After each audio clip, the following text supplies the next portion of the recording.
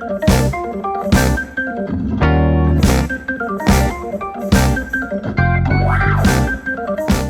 everyone. Welcome to the next episode of Pixelated Perfect. I'm Diane. I'm the host, and today we are doing another FAQ episode.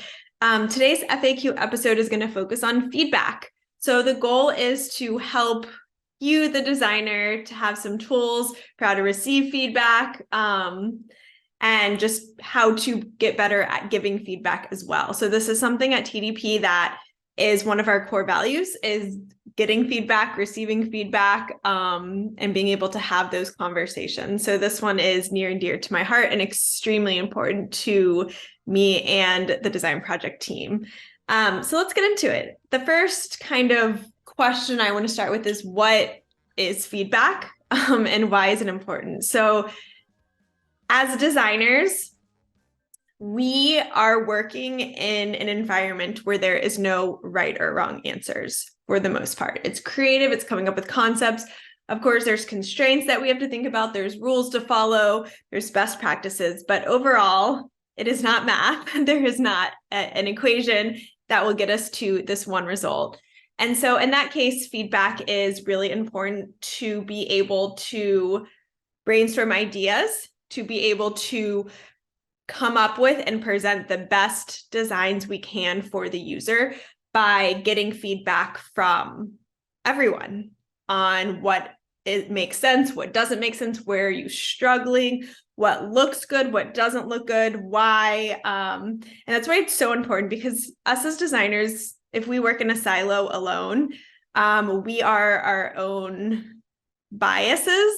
And so we might not see the full picture. And that's why putting it in front of other people and gaining that feedback is so valuable to the end goal of what we're trying to build.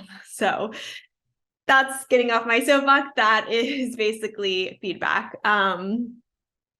So there's I want to talk about feedback in terms of, if you're a solo designer working in a startup, you're doing your own thing, you're a freelancer, how are you able to get feedback? And then also, if you're on a team, how can you be best at getting feedback? So if you're working alone, say you are that sole designer in a new startup, one of the best ways to get feedback is stakeholders and users or potential users. So along the process, you should, at every single step, at every single chance, you should be opening the discussion to others, whether it's the developers, whether it's the project managers. There should be discussions. That should not be you taking a brief and just designing on your own. You need to be getting that feedback. And so some great ways to get feedback are at each little step, maybe it could even be daily, whatever that makes sense for your team, is showing where you left off and asking specific questions. So something that is really important is, at different stages of the design process, we're looking for different feedback. So if you're at a wireframe stage, you're not looking for feedback on UI, right? So you also need to help those people giving feedback understand what they're giving feedback about. And so if you're kind of on your own, it's even more of a process, because they might not know design. So you're like, okay, here's a quick sketch. What do you think about this flow of a user clicking on this button and it opening this screen, blah, blah, blah, whatever that looks like?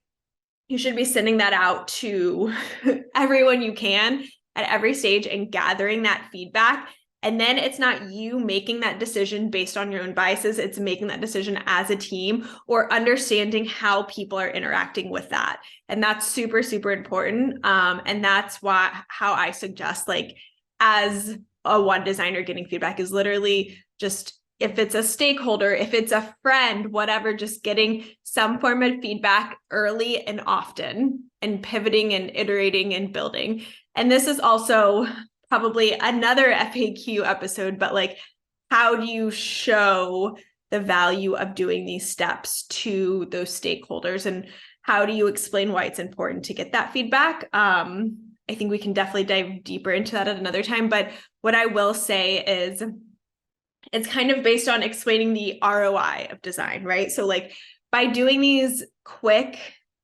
getting this quick feedback early and often, you are actually saving time in the end. Because if you work through in your own world, you work on this design, you make pixel perfection, the devs build it, and then you put it out in the world and users don't like it, that's way more costly than if you spend a little bit more time up front getting that feedback and tweaking those designs before it even goes to development. So that's kind of, there's way more to talk about there, but that's kind of the high level reason how you can kind of push for getting that early and often feedback. So let's talk about a team, how to get feedback on a team. So there should definitely be a process and a setup, and it depends on your team. And we work agile with a lot of our customers. So I think it is like scheduling that time once a week, twice a week, no matter what, is you are getting feedback from the stakeholders, from users, whatever that looks like.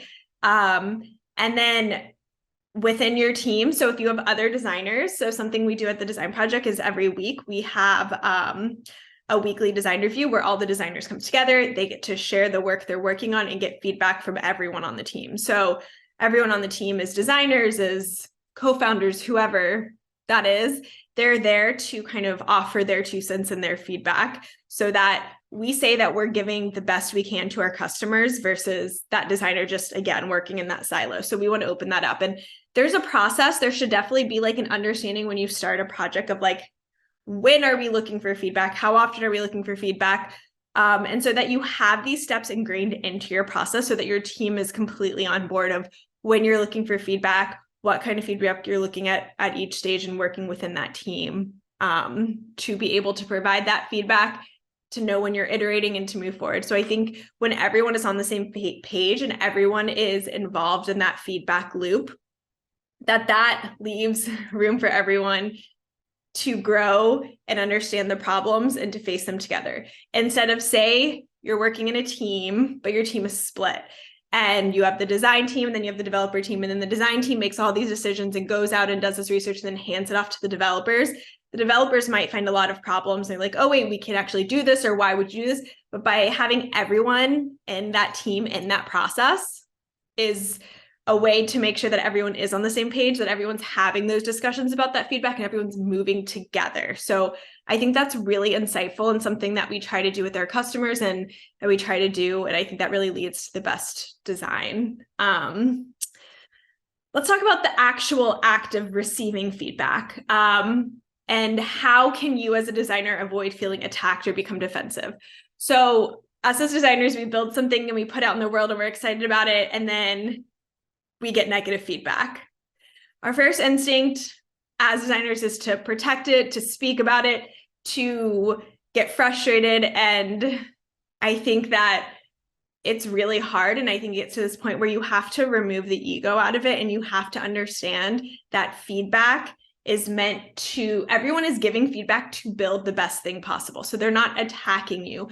It doesn't have anything to do with you personally. It has to do with how we can build something together that is the best design, that is the best product for your users. And so I think this is a skill that you continuously grow and learn. I think one way to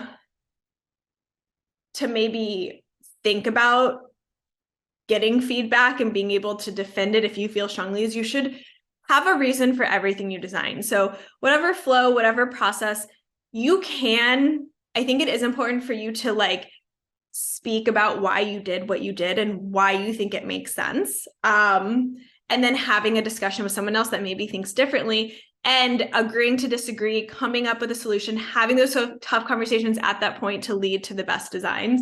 So by having a reason behind it, you're not just saying, oh, this is pretty or this is best because I did it. You need to actually have something concrete. I think that's a really important thing when going and kind of defending your work, is you definitely need to have that and then be open to that discussion. But at the end of the day, you have to just know that collectively you guys are all on the same page. And so I think that's like the best advice I could give for that. And I think it's a learning process.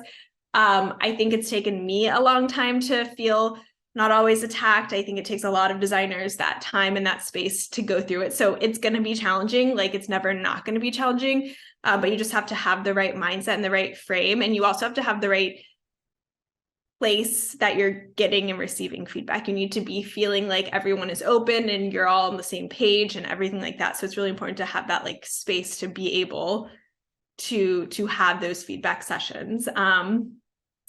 How can I differentiate between subjective and objective feedback? And what should I do with each type? This is an interesting question. So I think you have to understand, like, when someone is giving feedback on a specific element, it is understanding what is the feedback about. Is it to better the user? Is it feedback that is backed by data, is backed by research, or is it an opinion of someone? And I think the best way to distinguish that is also to ask questions like, oh, why do you feel this way? Why do you suggest this doesn't work? And again, like I said, you should have reasons for why you did what you did. They should have reasons for why they're giving feedback. It shouldn't be like, oh, because this is how I feel. And you need to be in that space and on a team that like understands that and appreciates that and has those conversations of, what is this feedback about? Do I feel like I can engage with this person and understand, like, is this subjective, objective? How is this feedback going to impact the design? Can we talk about it together? So I guess that's really important to understand. And I think another thing to think about is who's giving the feedback. So there are a lot of customers of ours, and then just in general in the design world, there is that decision maker, whether it's the CEO, the founder, and they feel near and dear to their heart and they have an opinion and they might not have anything to back it, but they feel strongly about it. And us as designers and as a team have to just do it. And so I think it's recognizing and you feeling like you were able to defend and explain why that doesn't make sense the best you could. But at the end of the day, if that stakeholder and that main decision maker tells you to do something, and you are not in a position where you're in a team where you guys have come to an agreement, I think the best thing to do is to do two things: is to do what they asked, and then also to do what you asked.